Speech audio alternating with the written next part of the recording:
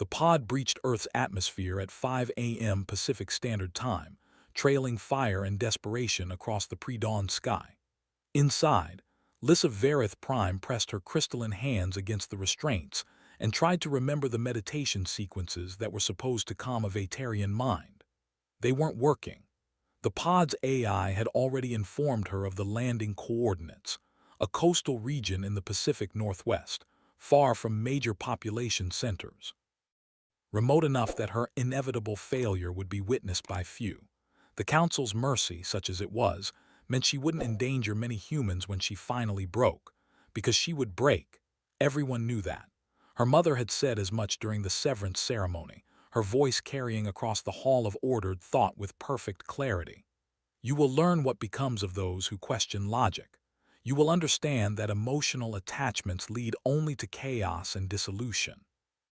Liz had stood there in her ceremonial robes, stripped of her family crest, stripped of her status as heir to the high magistrate's seat, and watched her mother's face remain perfectly composed. No grief, no anger, just the cold satisfaction of a problem being solved through proper channels. The impact came softer than expected. Water absorbed much of the collision force. Liz hung in the restraints, disoriented, as seawater began to seep through the cracked seals. She had perhaps 10 minutes before the pod filled completely. She triggered the emergency release and pushed against the hatch. She tumbled into cold Pacific water. The shock of it drove every meditation sequence from her mind. She swam with desperate efficiency, her elongated limbs cutting through the water. The shore was close, perhaps 100 meters. Her feet found rocky bottom. She staggered forward, water streaming from her exile clothes, and collapsed on the beach as dawn painted the sky in colors that had no name in Vatarian mathematics. This was Earth. This was her punishment. This was where she would learn that her mother was right, that questioning the severance protocol was dangerous thinking, that suggesting emotional bonds might have value was the kind of corruption that led to species-wide decline. She didn't know that 200 meters up the shoreline, Dr. Roland Pacheco was checking his tidal monitoring equipment and had just noticed something very wrong with his readings. Something large and hot had entered the water 15 minutes ago. Roland was 43 years old, weathered by salt air and grief in equal measure. He'd been a marine biologist for 20 years, studying tidal patterns with the kind of devotion that came from needing something to fill the spaces where a person used to be. His wife Diane had died 5 years ago, and the work kept him going. He saw the figure on the beach before he saw the pod. His first thought was that someone needed help. His second thought, as his headlamp illuminated crystalline skin patterns and limbs that moved with unusual grace, was considerably less coherent. Roland stopped 10 feet away. The alien was conscious but not moving, female probably based on body structure, breathing.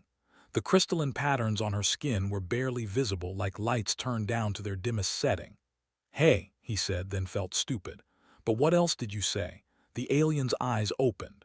They were large, positioned slightly further apart than human eyes, with pupils that looked like fractured quartz.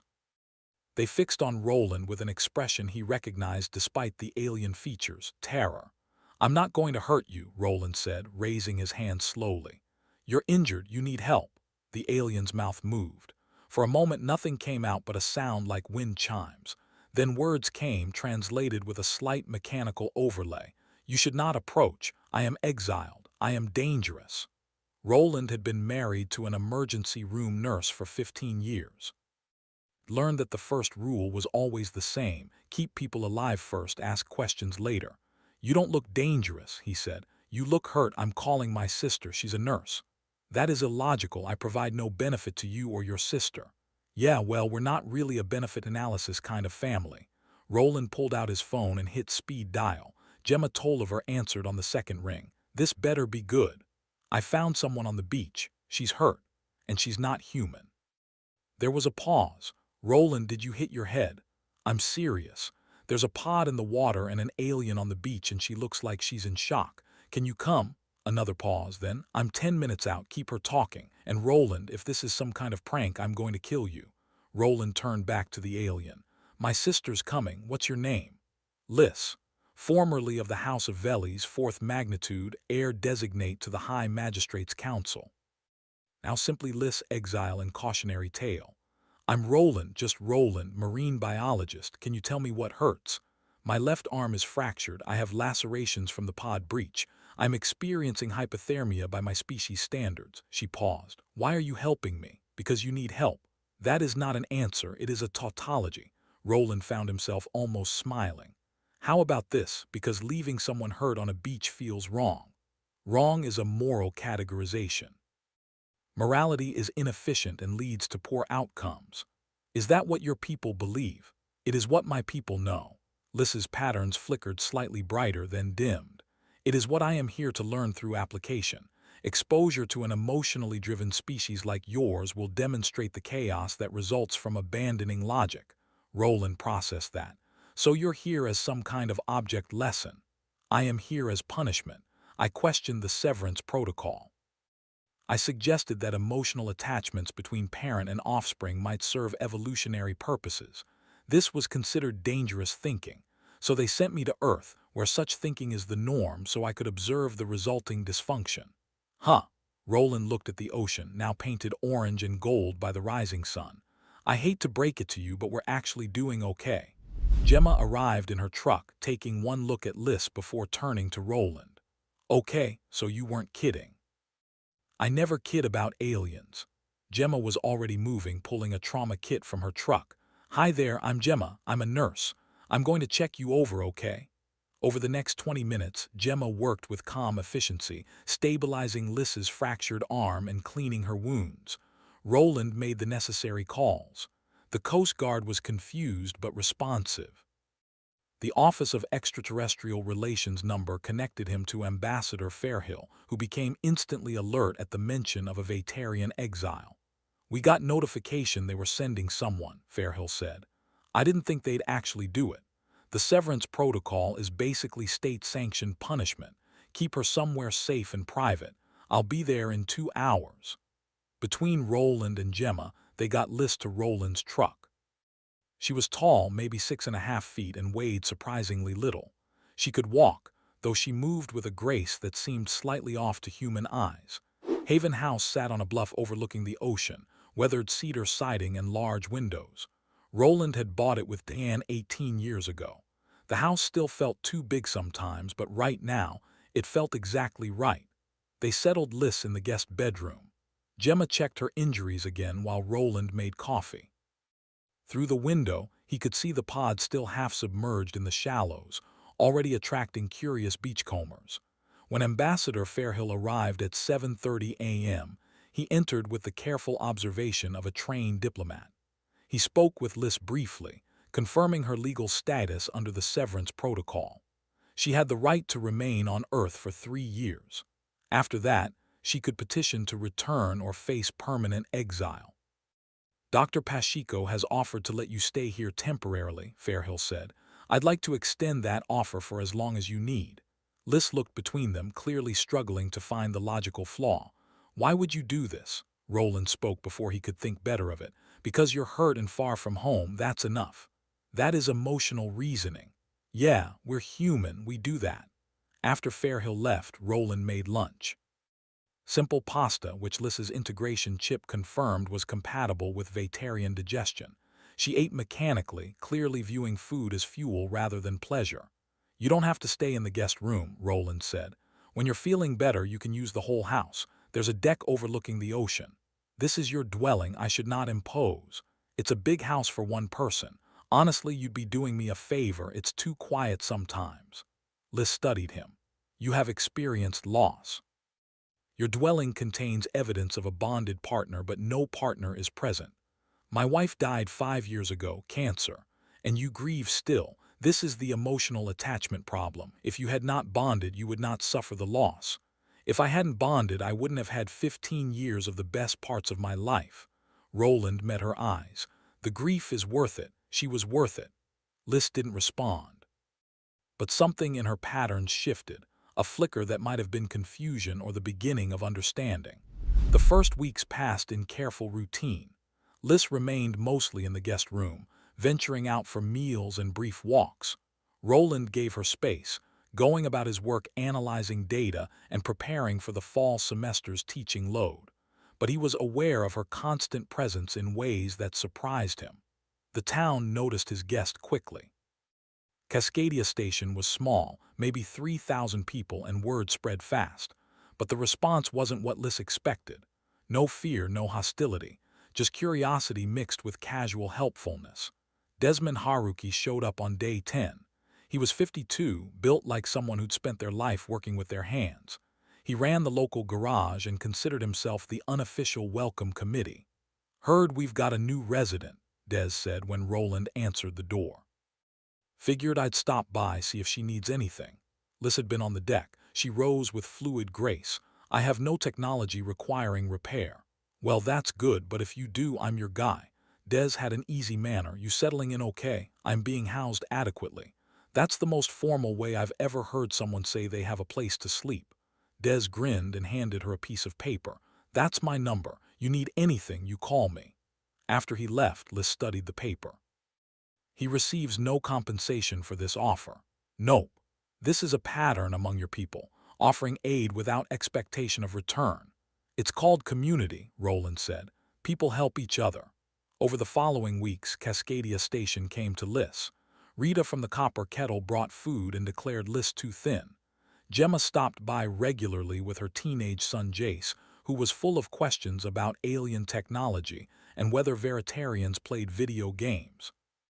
When Jace convinced Liz to try a strategy game, she approached it like a complex mathematical problem. But when she successfully balanced the city's budget and Jace cheered, her patterns brightened noticeably. "She's adapting," Gemma told Roland quietly, "faster than I'd expect." "Is that good or bad?" "For her health, good. For whatever lesson her people wanted her to learn, probably not what they had in mind." By week 7, Liz had begun venturing into town. She walked rather than accepting Roland's offer to drive, enjoying the coastal streets that curved illogically but beautifully. The Copper Kettle became a regular stop. Rita took one look at her and started adding extra portions to every meal. "You need to eat more," Rita said. "I don't care what planet you're from." Liz discovered that pie was mathematically unnecessary and somehow wonderful anyway. She documented human behavior with scientific precision, partly for her reports, partly because it helped her make sense of what she was seeing. Humans touched each other constantly.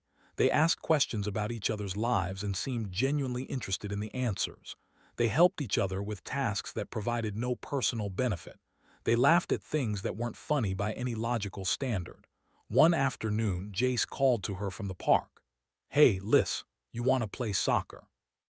We need another person for teams." She should refuse. This was recreational activity with no functional purpose. But Jace's expression was so openly hopeful that saying no felt wrong. She played. She was terrible, her movements somehow both graceful and awkward at the same time. She accidentally kicked the ball into the wrong goal twice. But when she finally made a successful pass to Jace and he scored, the entire group cheered, and her patterns brightened so much that several teenagers gasped. "That's so cool," one of them said. "Do they always do that?" "They indicate wellness," Liz explained. "Brightness correlates with positive physical and psychological states. So you're happy, that's awesome. You should come play more often." That night she added to her report to the council. Day 51.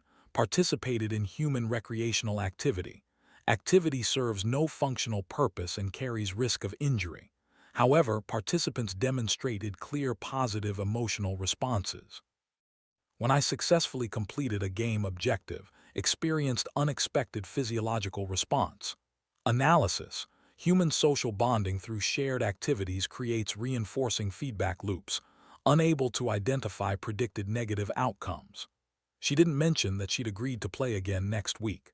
By week 10, Liz had developed a routine.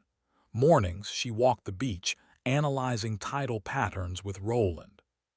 He'd started showing her his research, explaining the complex interplay of lunar cycles and ocean currents. She understood the mathematics instantly but found the chaos of actual water somehow compelling. Afternoons were for the town. She'd stop by Des's garage where he taught her basic mechanics. "You've got good instincts," he told her. "You see the systems." On Verith Prime, I studied theoretical mathematics.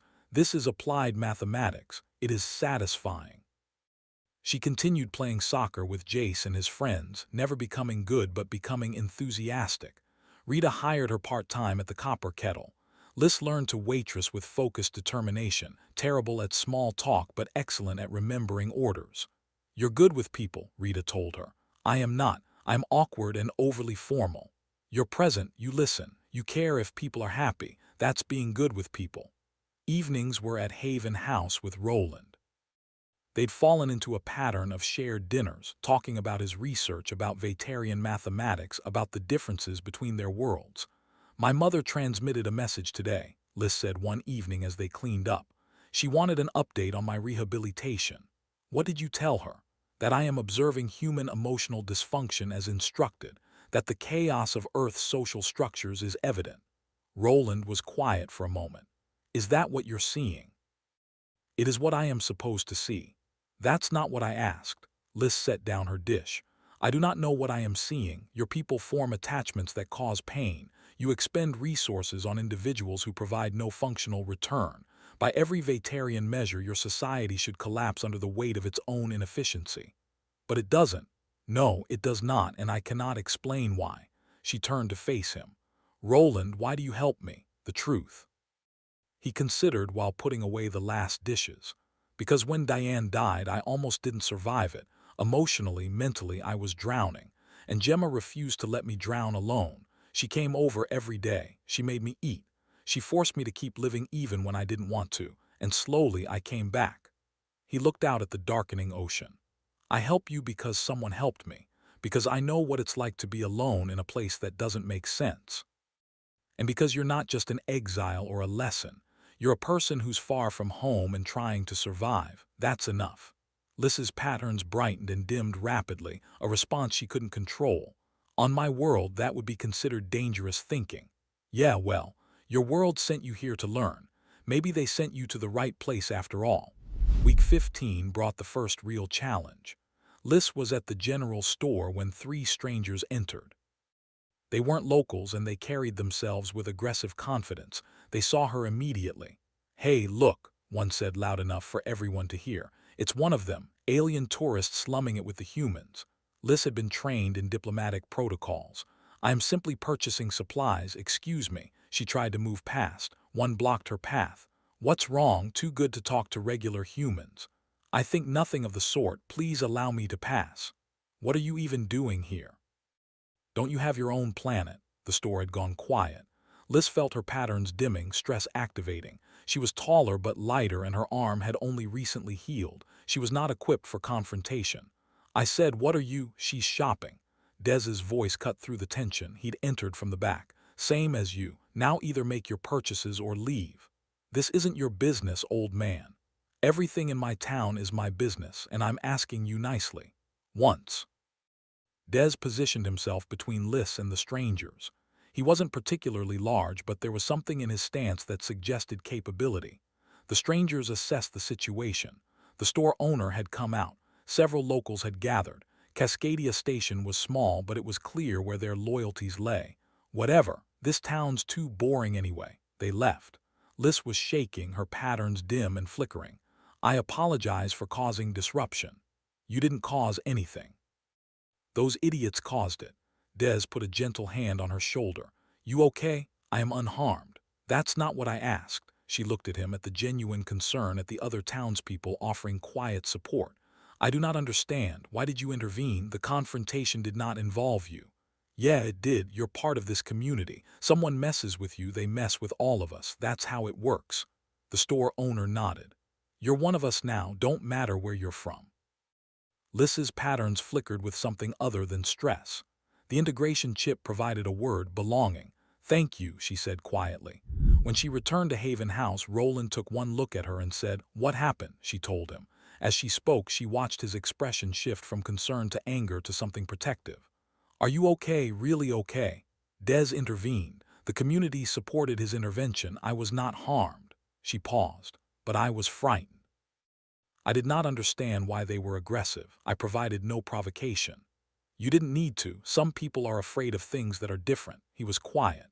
You know what else is human, what Dez and the others did, standing up for you, making it clear you belong here. I do not belong here, I am an exile serving a punishment term. Liz, you've been here almost 4 months. You play soccer with teenagers. You help Dez at his garage. Rita saves you pie. Half the town knows your name. At what point does temporary exile become member of the community? Her patterns flickered rapidly. I cannot stay. In less than 3 years, I must return to Verith Prime or remain in permanent exile. Those are the only options. And if you don't want to go back, that is not, I am not. She stopped, her thoughts tangling. Roland, I am supposed to be learning that emotional attachments lead to dysfunction. But I have been here 15 weeks and I have seen only the opposite. I have seen community, support, kindness for no reason, and I do not know what to do with that information. Roland smiled, sad and understanding. Welcome to being human. We never know what to do with our emotions either. We just feel them and figure it out as we go. That night, for the first time, Liz couldn't write her report to the council. She sat at the desk and couldn't find words to explain what she was experiencing. How could she quantify belonging? How could she mathematically express the safety she'd felt when Dez stood between her and aggression? She finally typed, Day 107, observation continues, data collection ongoing, will provide comprehensive report at end of quarter. It was a delaying tactic, but she needed time to think, to process, to understand what was happening to her. At week 24, Ambassador Fairhill made his quarterly visit. He seemed pleased with what he found. You're doing well, he said over coffee. Better than most exiles. Usually we see depression, isolation, difficulty adapting. I have had assistance, Dr. Pacheco and his family, the community. That's good to hear. I've been fielding inquiries from the Vegetarian Council. They seem concerned that you're not reporting regularly. Liz's patterns dimmed slightly. I provide the required quarterly reports, but not the weekly updates you were doing initially. They're worried you're becoming too acclimated. Fairhill's expression was careful. Liz, I need to be straight with you. The severance protocol isn't really about rehabilitation. It's about demonstration. They sent you here expecting you to fail, to suffer, to come crawling back. Your success is complicating their narrative. My success? You're thriving, you've integrated, you have friends, a community, a life. That's not supposed to happen. He leaned forward. Some council members are pushing for early termination of your exile. Meaning they want to bring you back now. Cut the experiment short before you prove that emotional attachment doesn't lead to dysfunction. Roland had been listening. Can they do that? Force her back early? Technically, yes, but it would require a formal hearing and evidence that she's completed her rehabilitation. Fairhill looked at Liz. Have you? Liz understood the real question. Had she learned to reject emotional attachment? Would she tell the council what they wanted to hear? No, she said. I have not learned what they wanted me to learn. I have learned entirely different lessons. Then we might have a fight on our hands, because if they push for early termination and you refuse, we're looking at a diplomatic incident. After Fairhill left, Roland found Liz on the deck, staring at the ocean with intensity. We'll figure something out, he said. If they try to take you back, we'll fight it. Roland, you cannot fight the Vegetarian Council. Earth cannot risk conflict over one exile. Maybe not. But Cascadia Station can risk a lot for one friend. He sat beside her. You've been here 6 months. That's long enough for us to care about what happens to you. What I want is irrelevant. I am property of the Vegetarian state. You're a person, and people get to choose their own paths. Not on my world. Then maybe that's the problem with your world. Roland was quiet. Liz, if you could choose with no consequences, would you want to go back? She turned to him, her fractured quartz eyes reflecting the setting sun. Her patterns flickered rapidly. No, she whispered. I would not choose to return, but that choice is not mine to make. We'll see about that. Week 28 brought the official communication. Investigator Shale would arrive in 1 month to assess her rehabilitation and determine if early termination was appropriate. Liz read it 3 times, her patterns dimming. They are coming. Determine I have learned the lessons of the severance protocol, they will take me home. And if you haven't, Gemma had come over immediately, then I will be subjected to isolation therapy, psychological reconditioning to remove the corruption I have absorbed here. Liz's voice was flat. It is standard procedure. That sounds like torture. It is effective. Most subjects emerge with proper thinking restored. Liz, that's brainwashing.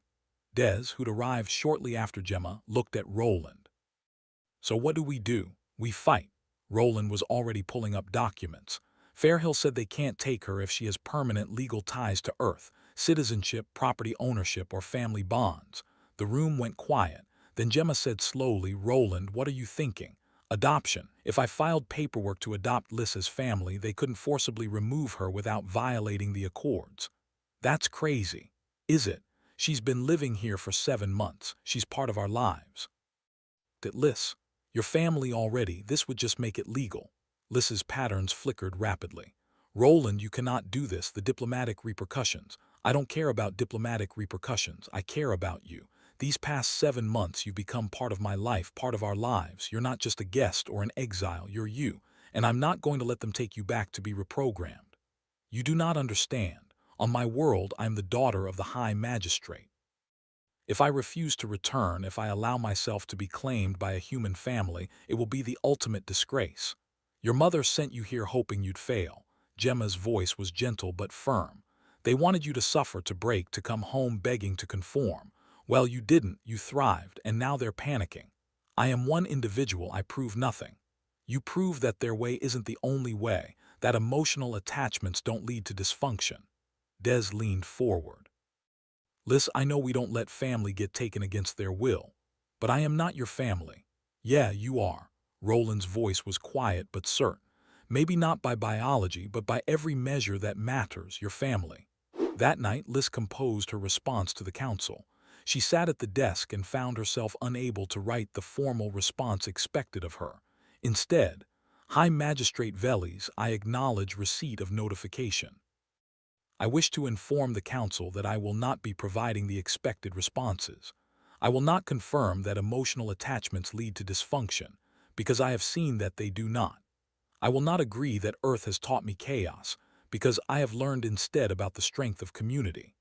I will not return to Verith Prime for rehabilitation, because I am not broken. I respectfully request extension of my exile term and will pursue legal channels to ensure my right to remain on Earth.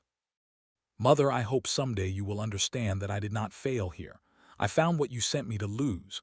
Your daughter, Liz. She sent it before she could reconsider. The response came within hours. Brief, cold, devastatingly clear. You have chosen exile over family. You have chosen aliens over your own people. You are no longer my daughter. The council will retrieve its property. Do not attempt resistance. Liz read it once. Her patterns dimmed to barely visible shadows. She sat in the dark and tried to feel the loss appropriately. When tears came, they weren't entirely from grief. They were from anger, from the understanding that her mother saw her as property, not as a person. There was a soft knock. Liz, can I come in? Roland entered with 2 cups of tea. He sat beside her, offering 1 cup, saying nothing, just present. She disowned me, Liz said finally. My mother, she said I am no longer her daughter. I'm sorry. It is the logical outcome of my choices. But her voice broke. I knew this would happen. It is procedure. It is expected. That doesn't make it hurt less. No, it does not. She looked at the tea. Roland, why do humans value family so highly when it causes such pain? Because the alternative is being alone, and being alone is worse. He set down his cup. When Diane died, the pain was unbearable, but I wouldn't trade those 15 years for anything. The joy, the love, it was worth it. That makes no sense. I know, but it's true anyway, he hesitated. Liz, you're not losing a family, you're changing families. The one you were born into didn't value you for who you are, but there's one here that does. I meant what I said. I want to adopt you, make you part of this family officially. Not just because it's a legal strategy, because I want you here, because we want you here. Her patterns flickered between dimming grief and brightening hope. I do not understand you. This makes no logical sense. Welcome to humanity. We don't make sense. We just love each other and figure out the rest as we go. The next month passed in a blur of legal preparation and community mobilization. Fairhill worked on adoption paperwork, navigating the complex intersection of human family law and interspecies rights. Roland filed formal documents listing Liz as an adult dependent requiring family support and protection. But Cascadia Station decided Liz was one of them. Rita organized a petition. Within a week, every resident had signed it. The copper kettle had a jar by the register labeled Liss's legal fund that filled quickly. Jace started a social media campaign. Hashtag Let Liss Stay went viral, spreading with testimonials from townspeople, photos of Liss at community events. Within days, it had millions of views. The media picked up the story.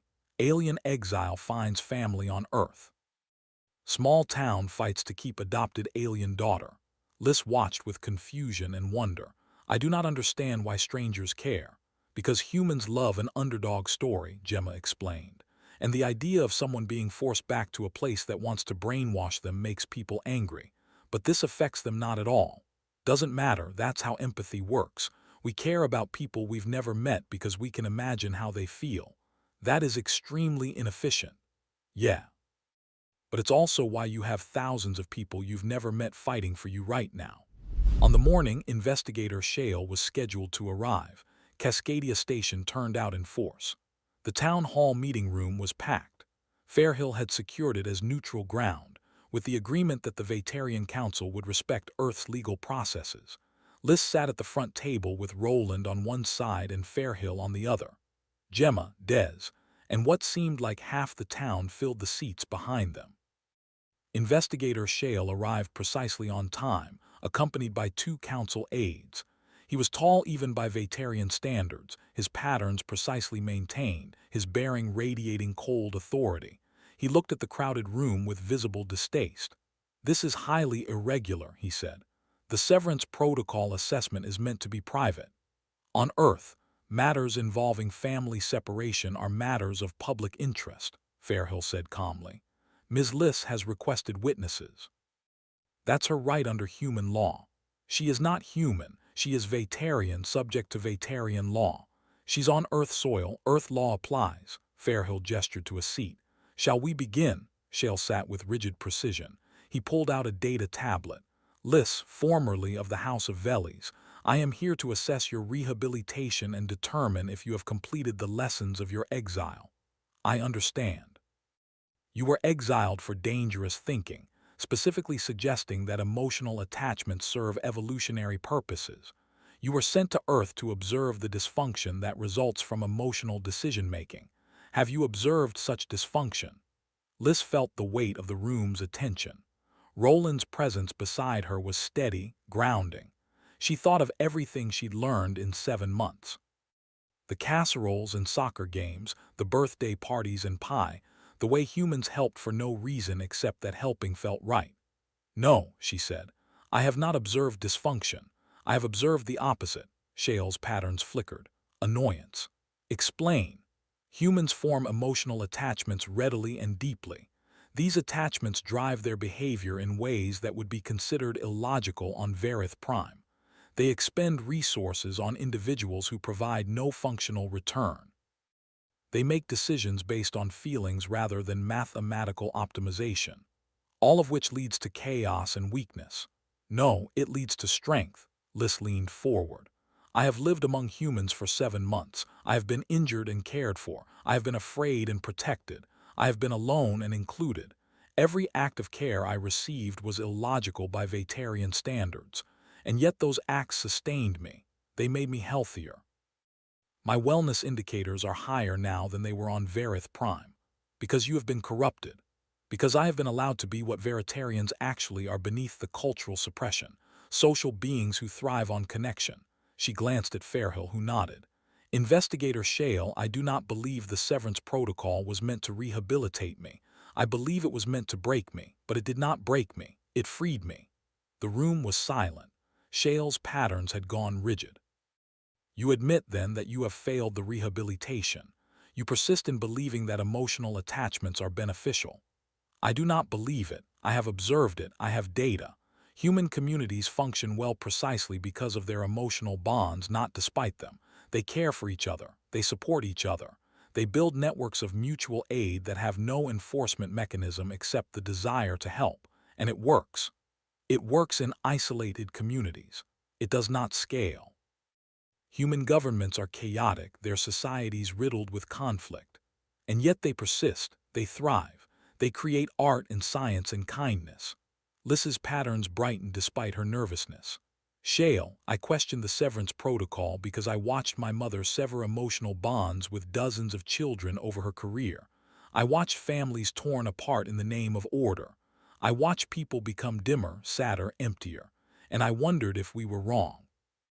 If our insistence on logic over emotion was actually making us weaker. That thinking is precisely why you needed rehabilitation. That thinking is precisely why I am healthier now than I have ever been. Shale consulted his tablet. The council has reviewed your reports, your integration into human society, your adoption of their emotional patterns. You have formed attachments to multiple individuals. You participate in recreational activities. You have even experienced what humans call fun. He said the word like it was contaminated. These are all indicators of corruption, or indicators that Vaterian culture has suppressed natural social tendencies to the detriment of our people. Liz felt Roland's hand find hers under the table, a gesture of support. She didn't pull away. I refuse to return to Vareth Prime for isolation therapy. I refuse to be corrected for learning that connection is strength. You do not have that choice. The severance protocol is clear.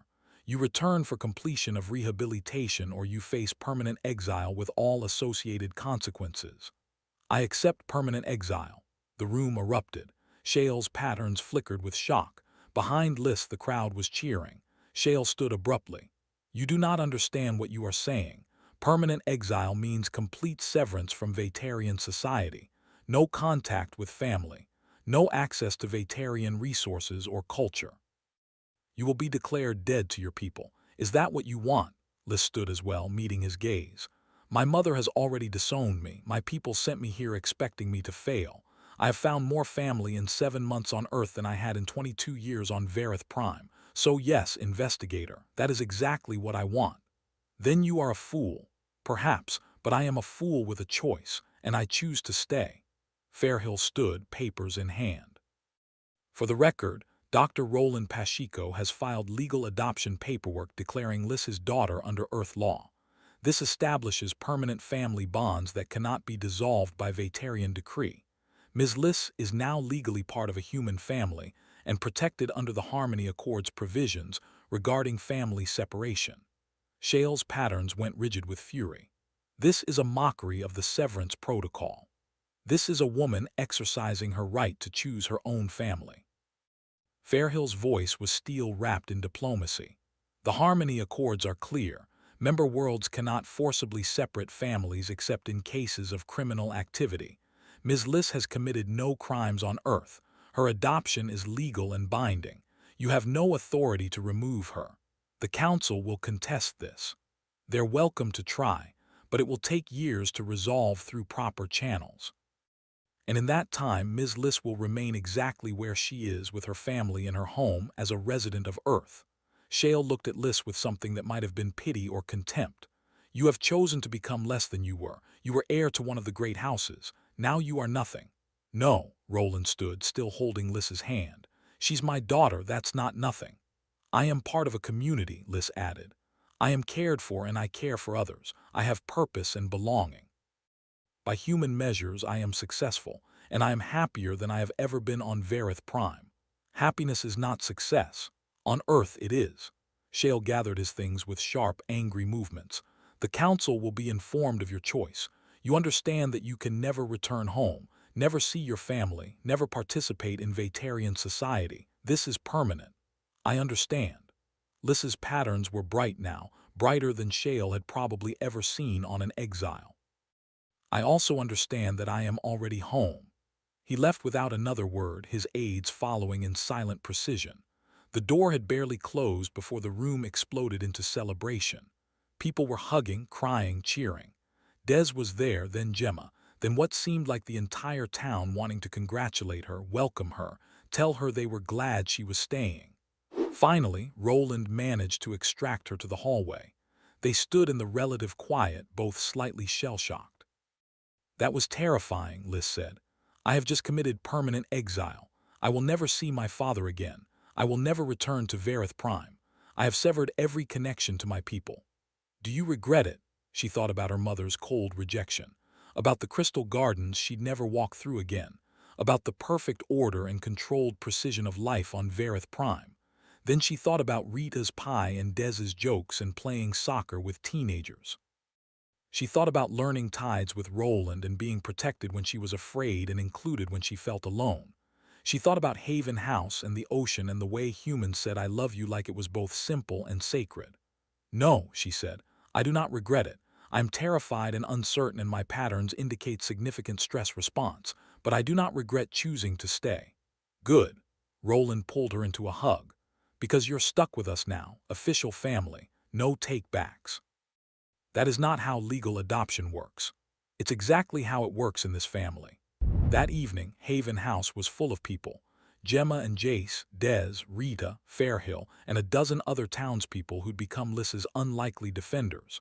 Someone had brought champagne. Someone else had made a cake that said "Welcome Home Liss" in slightly uneven frosting. Liss stood on the deck watching the sun set over the ocean, feeling the warm presence of community behind her. Through the windows, she could see humans laughing, talking, touching each other with casual affection. She could hear music, something cheerful and mathematically chaotic. She could smell food and coffee and the salt air of the coast. Roland joined her with 2 glasses of champagne. You okay? I am processing. Today I lost a family and gained another. It is significant change. Yeah, I bet. He handed her a glass. For what it's worth, I'm glad you stayed. The house was too quiet before you got here. It will be noisier now. I believe the town intends to visit regularly. That sounds about right, he smiled. Liss, I want you to know this adoption isn't just a legal strategy. I meant what I said, your family, for real. Her patterns brightened, that response she couldn't control even if she wanted to. I am still learning what family means to humans. On my world, family is about bloodlines and social position. Here, it seems to be about choosing who you keep close. That's exactly what it is. We choose each other every day. Inside, someone called for a toast. They went back in, Liss surrounded by people who'd fought for her right to choose. Fairhill raised his glass. To Liss, he said, who came here as an exile and stayed as family. May Earth always be a place where people can choose their own paths. To Liss, the room chorused. She looked around at all of them, these chaotic, emotional, illogical humans who'd taken her in for no reason except that she needed help. Who'd defended her because she'd become one of them. Who'd fought a galactic council because family was worth fighting for. Thank you, she said, and her voice only shook a little. I came to Earth expecting to learn about the weakness of emotional attachment. Instead, I learned about its strength. I expected chaos and found community. I expected dysfunction and found belonging. You have given me more than shelter. You have given me home. Damn right we have, Dez said. Now someone cut that cake before Rita starts crying. I am not emotional, you ridiculous man. I just have allergies. The evening dissolved into warm chaos. Liss ate cake, still too sweet but somehow perfect, and answered questions and learned a card game that made no mathematical sense but was fun anyway. She stayed up too late and laughed too much and felt her patterns stay bright even as exhaustion set in. Later, when everyone had gone and the house was quiet, Liss sat in what was now officially her room. She pulled up her communication interface and composed one final message to Verith Prime. Father, I know you cannot respond. I know that acknowledging this message would risk your position, but I wanted you to know that I have chosen permanent exile. I will not return for rehabilitation. I have found a family here, a community, a home. I know you will not understand this choice. Mother certainly does not. But I hope, perhaps, some part of you is proud that I stood by my convictions, that I questioned what needed questioning, that I chose truth over comfort. I will miss you, but I will not regret this. Your daughter always, even if the council says otherwise. Liss. She sent it knowing he probably wouldn't respond, couldn't respond if he wanted to maintain his position. But she sent it anyway because humans had taught her that some things were worth doing even if they were impractical. 3 days later, she received a response. Brief, coded in a mathematical sequence only the 2 of them knew from her childhood.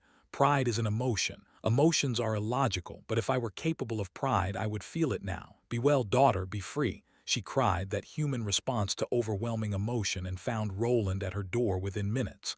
What's wrong? She showed him the message. He read it twice, then smiled. Your dad's a rebel. He is risking much to send this. That's what parents do, they risk things for their kids. He sat beside her. You going to be okay? Yes, I think so. It still hurts, but it is the kind of hurt that comes with choosing your own path. Humans would call it worth it. We would, and we'd be right. In the months that followed, Liz settled into her new life. The adoption was finalized.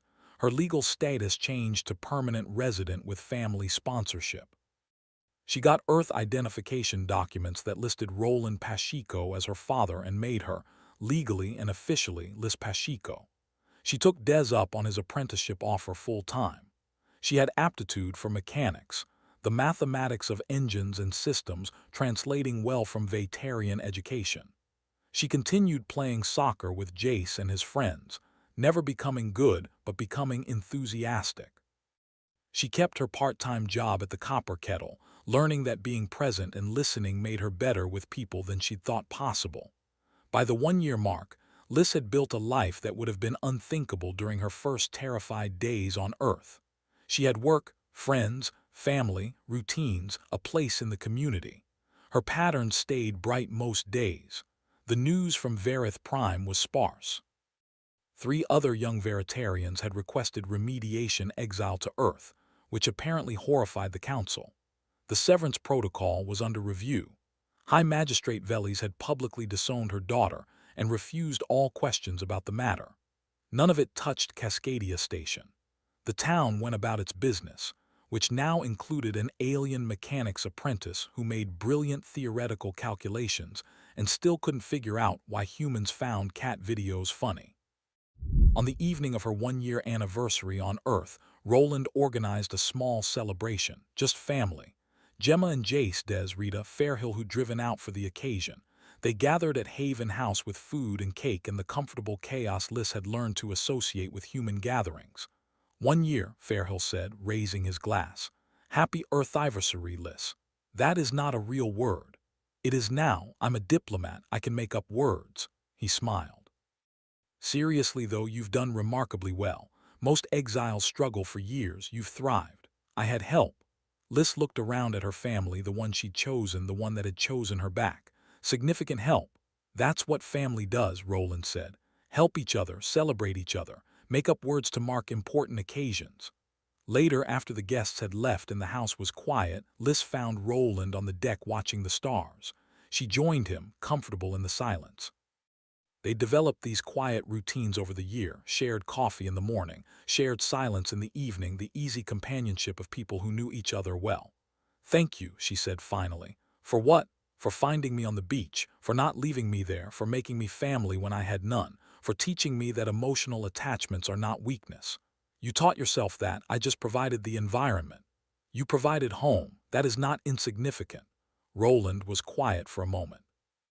You know, when Diane died, I thought that was it for me. No more family, no more connection. I just work and exist and eventually fade away.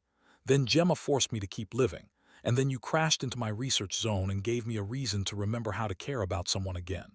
I gave you that. Yeah, you needed help, and helping you reminded me that connection is worth the risk. That family, however you find it or make it, is what makes life worth living. He smiled. So thank you too. Her patterns brightened in the darkness, casting faint light across the deck. This is very human, this mutual appreciation with no transaction. Gets you every time, doesn't it? Every time. They stood there watching the stars, the same stars visible from Verith Prime, though from a different angle. Somewhere out there, her birth mother looked at those stars and saw order, mathematics, the cold perfection of calculated orbits. Liz looked at them and saw beauty that didn't need equations to be meaningful. She'd been sent to Earth as punishment. She'd been meant to learn that emotional attachments led to dysfunction, that humans were chaotic and weak, that Vegetarian logic was superior. Instead, she'd learned that strength came in many forms.